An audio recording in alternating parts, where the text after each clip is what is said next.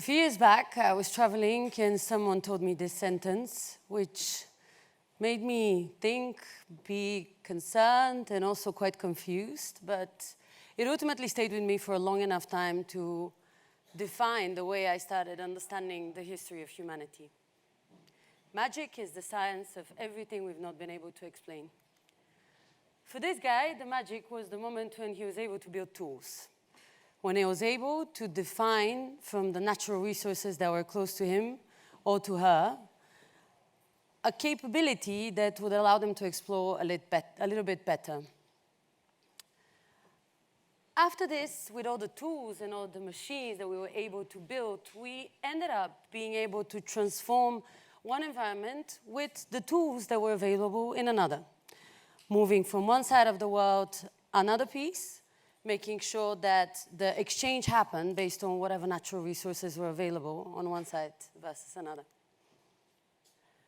What this led to was the Industrial Revolution, where then we started to think about scale, about being able to explore the world, but then also deliver on the value that was invested into the whole process. Your input was not anymore connected to the output. You could have a lot more output with a lot less input. And then through that, we got to the highest level of success when it comes to natural resources and the distribution of them. And that was commodity trading, starting to turn the world into this machine that is able to use natural resources, transform them into products, and make them something useful for the world, so that we're able to live a more prosperous, more comfortable life. And all of a sudden, our planet started looking like this. A planet that was still living, supposedly, in equilibrium between the natural world and the world that we had built. All of these efficiency tools, all of these different elements that were able to give us a constant confirmation that the growth that we were experiencing, the development that we had spent time and effort into achieving, was worth it. And the comfort was something that we were able to increase significantly as time passed. But there was something a little bit wrong with the mathematics of this equation. Because as we were going down the line of exploring further our planet, so was also our economic stability faltering. But as we were not observing these kinds of challenges, we stopped understanding the true correlation between our behavior towards the planet versus the outcomes that this planet was going to bring back to us a few decades later. And while we were trying to figure out what was the true reality of this economic success that we were constantly confirming ourselves with KPIs that we all know well, like margins, growth, and income, we also got to a level of efficiency, at least an assumed one, where a product that was traveling the whole world and was able to get a lot of different materials in use and put them in place, put people behind it, and also connect a consumer to a computer who could then essentially get this product within one day within their house into something that costed €2 after a heavy discount of 67%. And if we looked on the opposite side of this equation where the $2 t-shirt was sitting, then we actually, once we dive into all the KPIs that maybe we were missing, we started seeing that maybe there was a few elements that we hadn't considered when we were doing our exploration and natural resources utilization. For every single product that comes in our hands, for every single service that we use on our day-to-day, we impose on the planet a cost that at the moment is not accounted for. And that is not so conveniently a cost that we'll be paying, and we're already paying significantly. Just for the last few decades, we've been able to increase 150% up until 2070 the climate risk-related costs. And just over the last few years, this percentage has doubled, meaning that the costs that we don't embed in any of our KPIs, in our accounting systems, do not exist in the way we think about our world and the value that we embed in every single product and service that we use.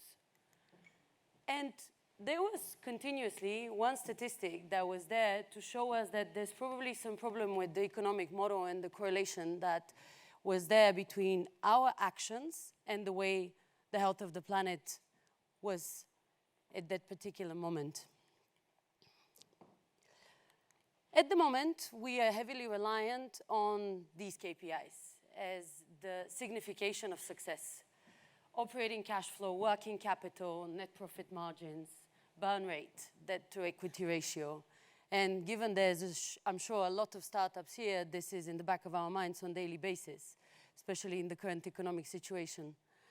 But if we assume that these KPIs were there to explain to us success, then if the way the economy had been developing for the last decade has been a success, then why does the economic growth of our planet look like this? Our economy is a reflection on the correlation between our actions towards the planet, but also towards the actions within our society, all of the different geographies that work with one another to deliver on all these products and services that we utterly enjoy and we consume in more quantity than ever before. But our economy does not reflect the reality that we need to be responding to if we want to see stability, not for the generation after, not for the generation that comes after, the one that is after, but for the generation that is now, sitting here in this room. Each one of us is in a comfortable position to be able to define our day-to-day according to the preference and comfort that you want to have. Some other people around the world don't have this comfort because they live in a place that is facing climate change as we would face it in a few years' time.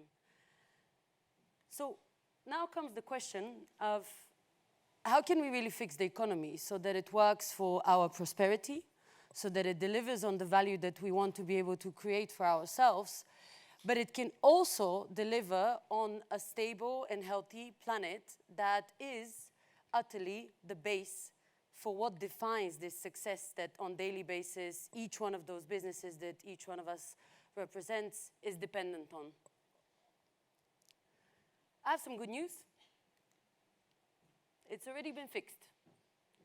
And that is the reality that quite often we forget about, diving deep into all the concerns that we have about climate change, about the magnitude of the issue, about how minuscule one single person might be, how small the impact of one single company can be.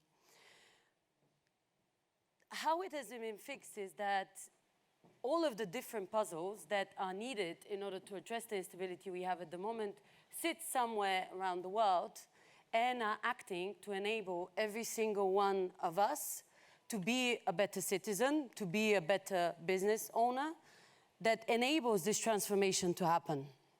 The problem, though, is that different pieces don't work together anymore. For the last 6 years, I've been building Plan A. It's a software as a service platform for decarbonizing corporates. We work with large entities like BNP Paribas, with the European Commission, with Chloe, Gani, Sora, and many others. All these 1,000 companies have one key idea in their mind. They want to contribute to the positive transformation that our society needs to be able to see in order for prosperity to happen again, and for this KPI that is continuously been going down to actually set itself up on a trajectory towards up. All these companies come with one single concern every single time they call us and they get in touch. It's, where do I start?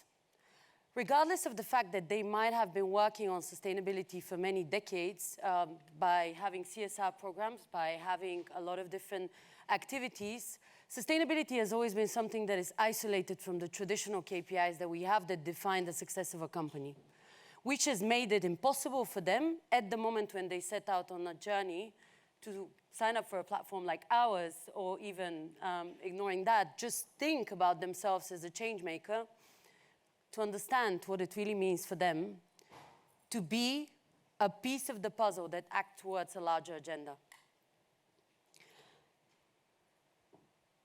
And the biggest issue in this whole conundrum is that we have all of the pieces of the puzzle, and we need to get them now to speak to one another, to act together, and to have stakeholders that are aligned around the same outcome. And that could be the same net zero goal, you would call it, but ultimately it is the same idea that our economy needs to transform and start accounting for all the KPIs that at the moment are missing. A few key pieces have confirmed themselves to be crucial for me, for my company, but also for the mission that we have, that so far has led to between 2 and 7% reduction on an annual basis for all the clients that we have. The first one is data. Our software is able to capture millions of data points for different businesses. It automates the gathering of them, and it gives really clear view of what are the data gaps, fills in these gaps, and then explains what are the levers for improvement. But that data itself is just one example of many of how decarbonization happens at scale. When it comes to data points, at the start of using our software, you rely on a lot of the data that is already in the hands of a lot of businesses. This is data related to your financial performance, but also data related to your employees, the geographies that you are sitting in, and also related to the efficiency with which you create waste, the way you use resources of all sorts of types, if you take an example like the fashion industry. This, in a similar way, when we started the whole digitization of our economy, is at the moment heavily disregarded as the key lever for the transformation. And that's where all of us that sit on a lot of data need to start working together to enable this data to have this missing layer of the assessment of where the transformation needs to happen. The second element is related to collaboration. So when you take a company like, let's take another client, BMW, what they rely on is 80% of their emissions sitting within their suppliers. This is stakeholders that, in many cases, have a few hundred people in their team.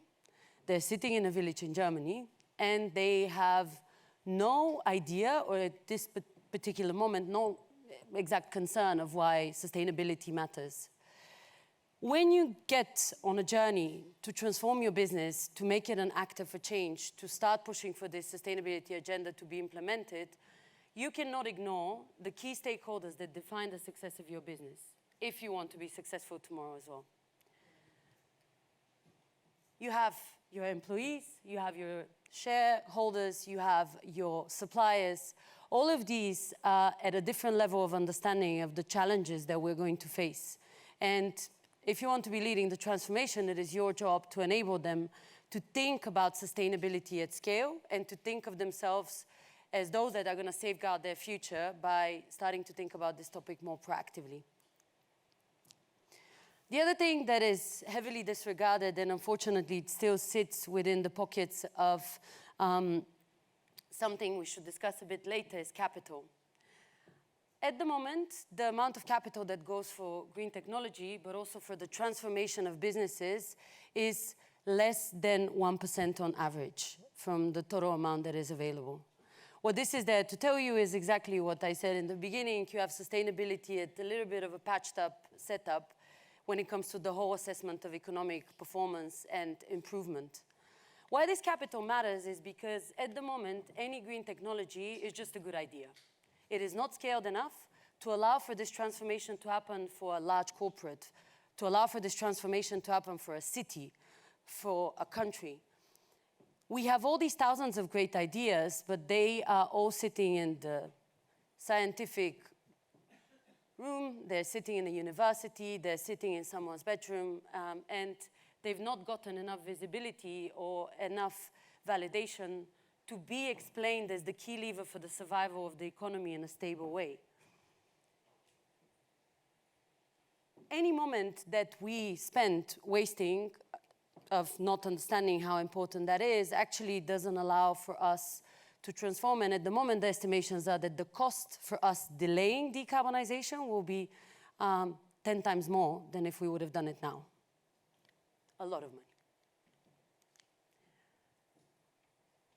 Another key layer that has been important in the journey of working with all these companies has been really this idea of resourcefulness. no one should feel blamed for the fact that they have not set out a sustainability agenda in their business at the moment, because the truth is there could be the concern for knowledge, there could be the concern for the value that it brings if one single company focuses on that.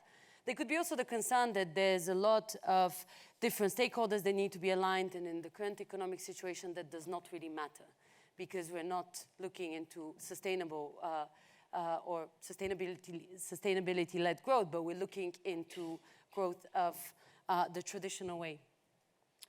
The value of resourcefulness comes from the fact that you have anecdotes like some of our clients, like N26, where one green champion was able within a year to do the whole assessment without the Plan A software in a spreadsheet, to then be able to create a case for their company of why they needed to create an ESG team, which is what they have at the moment.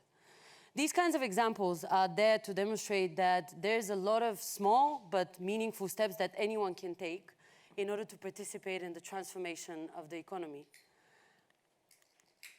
And then the final bit, which I think is quite often forgotten because we dive down into the whole discussion of the economic value of sustainability and climate change adaptation and response, is the whole idea of survival mechanism. If there's one thing that I want to leave you with, it's the idea that if you want to see your business survive in the next 10 years, you need to think about sustainability at the core of everything that you do. But because most likely many of you do, it's also the responsibility to transform this knowledge into something useful for others. Because all the stakeholders that maybe you participate in different deals with, in different project setups with, are likely willing to act, but they don't have necessarily the knowledge on how they go about it. So by you knowing and by you having the open-mindedness to think about this at scale, you have to pay it forward. The pieces of the puzzle are there, and there's no magic anymore because we've created all the solutions that we need for our economy to transform. For any business that wants to survive in the coming years, there's a necessity to think about sustainability. But what matters more is actually to think of the value in leading the transformation of the economy as those that would be actually leading the economy of tomorrow. Many of the companies that we consider as the leaders today wouldn't survive in the coming decades because they have not understood that greenwashing is not an option, telling stories versus taking action is also not an option, and being not at the forefront of this agenda would not allow you to be an industry leader.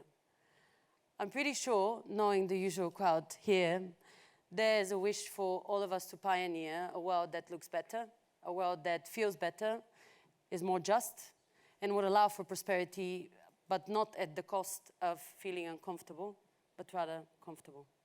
Thank you so much. No plan B.